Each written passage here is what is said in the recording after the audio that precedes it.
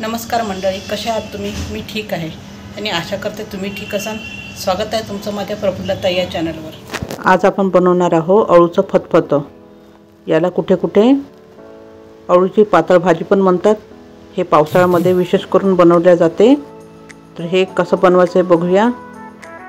ही भाजी तुम्ही पोळी, भाकरी, भात कशासोबतही खाऊ शकता. ही कशी बनवायची बघूया. तर चला. अळूचं फतफतं करण्याकरता इथे मी अळूची पानं घेतलेली आहे आणि त्याचे देठही लागणार आहे आपल्याला. आता हे आपल्याला पहिले स्वच्छ धुवून घ्यायचे आहे. पानं आणि देठं इथे बघू शकता तुम्ही. आपण अळूची पानं छान स्वच्छ धुवून घेतली आहे. आता याला आपल्याला बारीक चिरून घ्यायची आहे.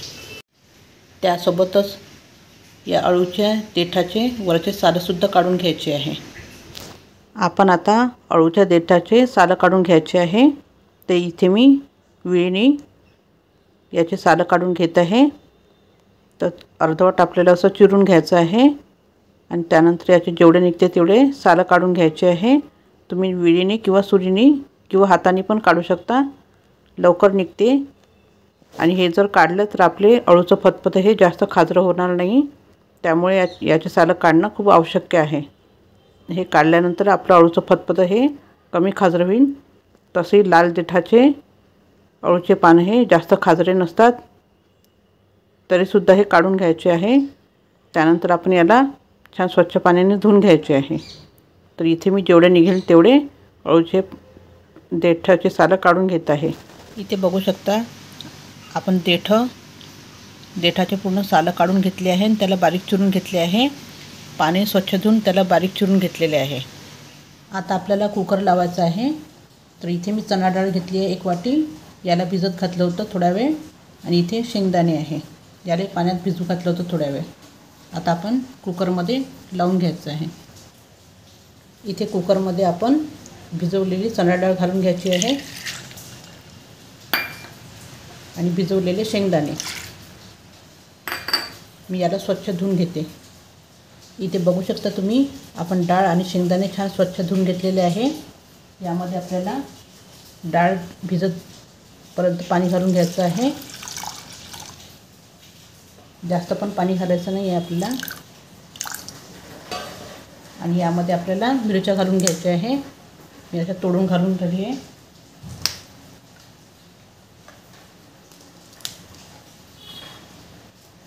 आता यामध्ये आपल्याला थोडी हळद घालून घ्यायची आहे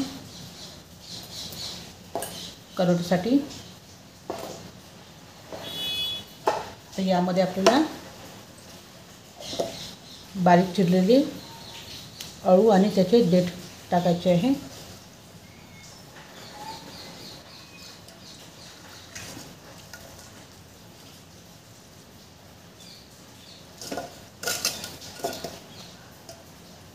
हे मी सगळं टाकलेलं आहे.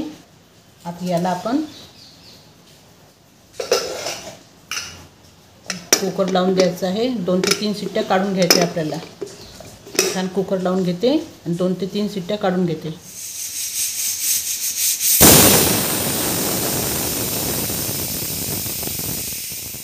इथे तुम्ही बघू शकता आपला कुकर हा पूर्णपणे थंड झालेला आहे.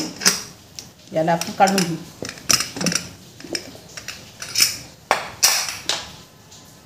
आणि इथे आपली डाळ पण छान शिजलेली आहे. बघू शकता तुम्ही. छान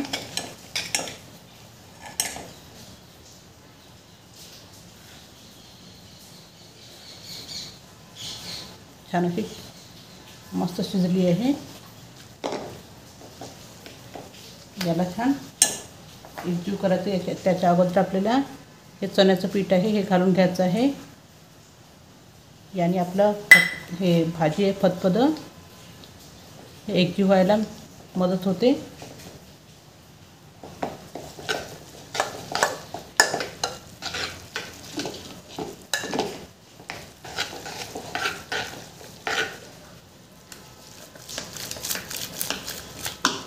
अशा तऱ्हेने आपण हे छान मिक्स करून घ्यायचं आहे.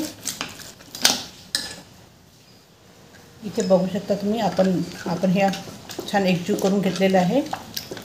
थोडंसं घोटून घेतलेलं आहे. जास्त नाही घोटायचं, बिलकुल थोडंसं घोटून घ्यायचं आहे. मी थोडंसं यामध्ये पाणी घातलं होतं. आता आपण अळूचं फतफद हे फोडणी घालायचं आहे. इथे तेल आपलं गरम झालेलं आहे. यामध्ये आपण मोहरी घालायची आहे. आपली मोहरी झाली की त्यानंतर यामध्ये जिरं घालून घ्यायचं आहे.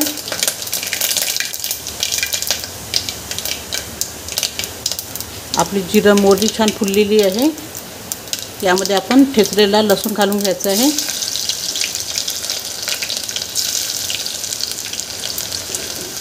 कढीपत्ता,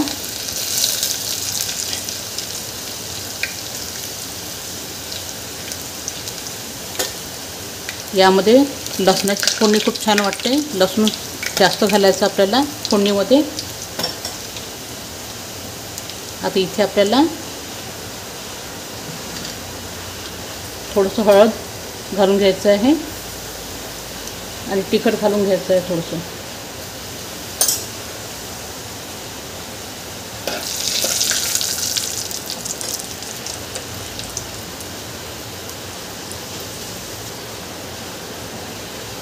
हे अळूचं फतफद हे घालून घ्यायचं आहे.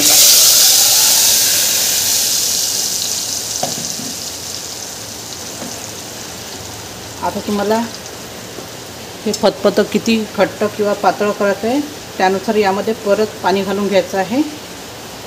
मी किंचित पाणी घालून घेते आणि इथे गॅस मोठा करायचा आहे. इथे बघू शकता आपलं फतफद हे छान उकळून राहिलेलं आहे. यामध्ये आपल्याला गोडा मसाला आणि धनेपूड हे घालून घ्यायचं आहे. मी एकदा छान मिक्स करून घेते.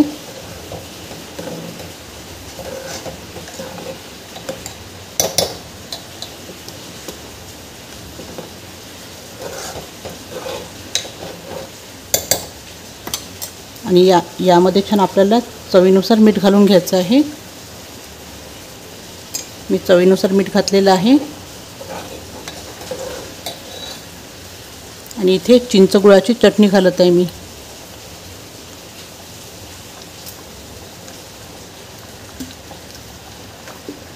एक तर तुम्ही इथे चिंचेचा कोळ घालू शकता किंवा चिंचगुळाची चटणी घालू शकता.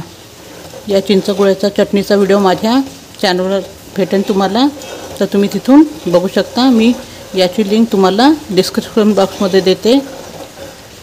याला छान मिक्स करून घ्यायचं.